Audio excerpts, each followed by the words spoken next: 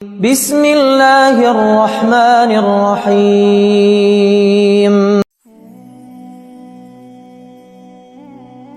کیا کبھی ایسا ہوا ہے کہ کوئی شخص، کوئی بات یا کوئی یاد آپ کے دل میں ایسے گھر کر لے کہ چاہ کر بھی نہیں نکلتی؟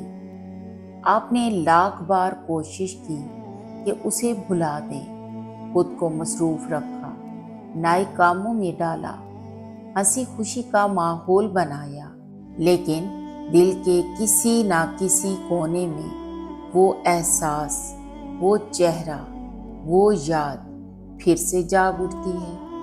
یہ ایسا ہی ہے جیسے آپ نے دروازہ بند کر دیا ہو، مگر وہ احساس کھڑکی سے واپس آ جائے۔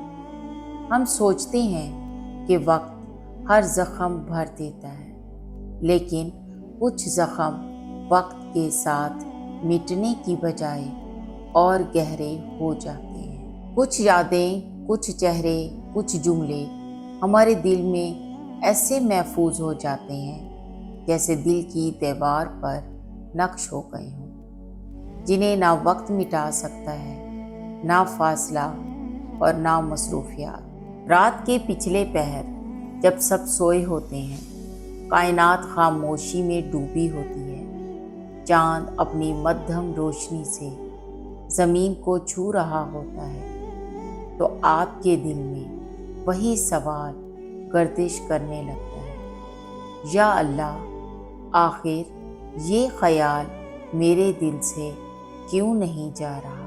یہ سوال صرف ایک سوال نہیں ہوتا، یہ ایک پکار ہوتی ہے، ایک التجا ہوتی ہے، اور ایک بے بسی کی آہ ہوتی ہے۔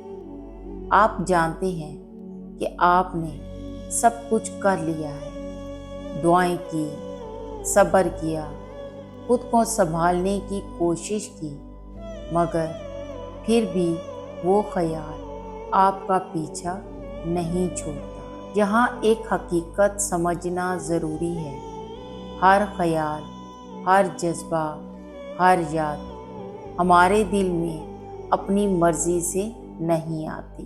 قرآن ہمیں ایک عظیم راز بتاتا ہے، سورہ دہر آیت نمبر 30 میں، اور تم نہیں چاہ سکتے مگر جو اللہ چاہے۔ یہ آیت ہمیں یہ سمجھاتی ہے کہ دل کا اختیار بھی اللہ کے ہاتھ میں ہے۔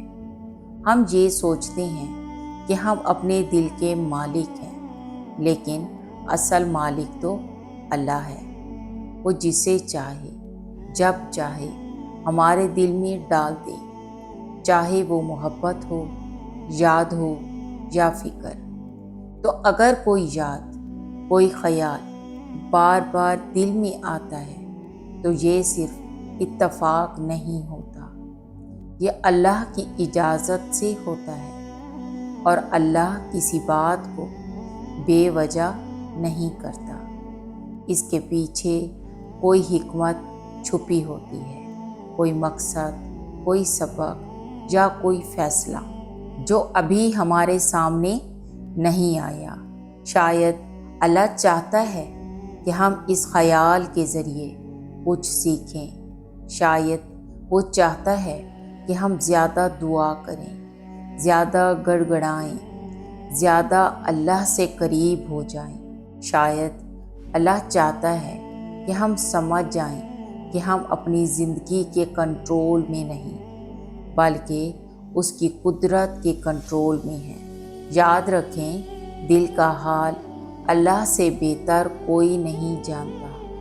ہم خود کو جتنا بھی مضبوط سمجھ لیں، کچھ احساسات ایسے ہوتے ہیں جو ہماری سمجھ اور طاقت سے باہر ہوتے ہیں۔ یہی احساسات ہمیں یہ یاد دلاتے ہیں کہ ہم انسان ہیں، کمزور، محتاج اور اپنے رب کے محتاج۔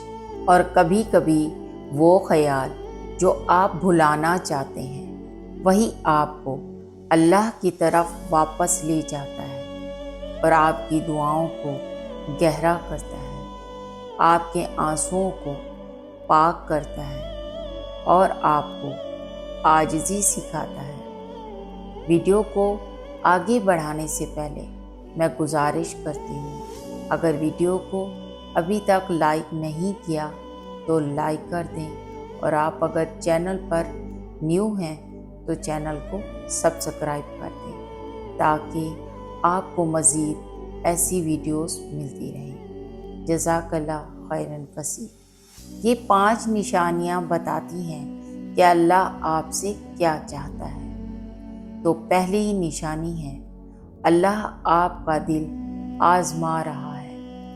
कभी अल्लाह किसी याद या मोहब्बत के ज़रिए देखता है कि आपका दिल किसके साथ बंधा है।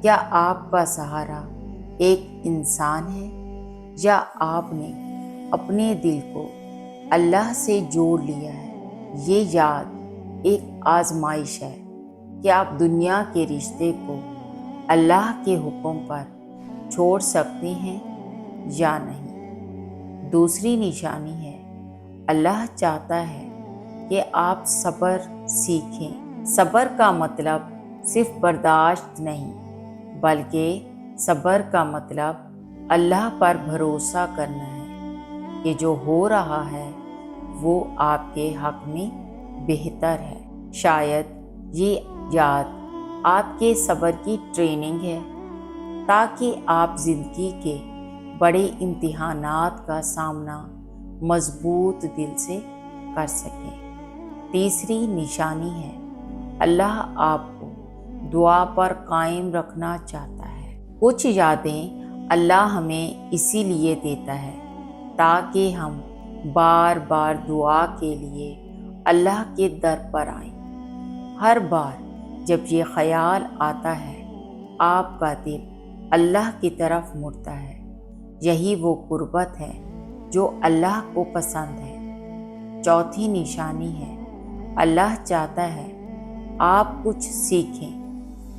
कुछ लोग हमारी ज़िंदगी में सिर्फ सबक देने के लिए आते हैं, रहने के लिए नहीं। शायद इस याद के पीछे एक सबक है, सब्र का, शुक्र का, या खुद को पहचानने का। जब आप सबक सीख लेते हैं तो ये याद खुद ब खुद मध्यम पड़ जाती है। पांचवी निशानी है, अल्लाह आपको कुछ बेहतर देना चाहता है। कभी अल्लाह किसी चीज़ को हमारे दिल से नहीं निकालता, क्योंकि वो खुद चाहता है कि हम उससे बेहतर के लिए तैयार हो जाएं, और हमें इस वक्त तक इस कैफियत में रखता है जब तक हम मजबूत ना हो जाएं, और फिर वक्त आने पर वो हमें वो अता करता है जो हमारी दुआ से भी ज़्यादा खूबसूरत होता है। अगर कोई ख्याल दिल से नहीं जा रहा तो समझ लें ये दिल की बीमारी नहीं, ये अल्लाह की तरफ से एक पैगाम है। शायद अल्लाह चाहता है कि आप इस पर भरोसा करना सीखें, दुआ पर कायम रहें, और अपने दिल को दुनिया की मोहब्बत से ज़्यादा उसकी मोहब्बत से भर लें। अल्लाह से दुआ किया करें, या अल्लाह जो मेरे लिए बेहतर नहीं उसे मेरे दिल से निकाल दे, और जो मेरे लिए बेहतर है उसे मेरे नसीब में लिख दे। मेरे दिल को अपने ज़िक्र से ज़िंदा कर दे, और मेरी आँखों को सिर्फ वो रास्ता दिखा जो तेरी रज़ा तक पहुँचाए। आमीन या रब्बुल आलमीन। अल्लाह ताला आप सबका हामी नासिर हो। अल्लाह हाफिज़।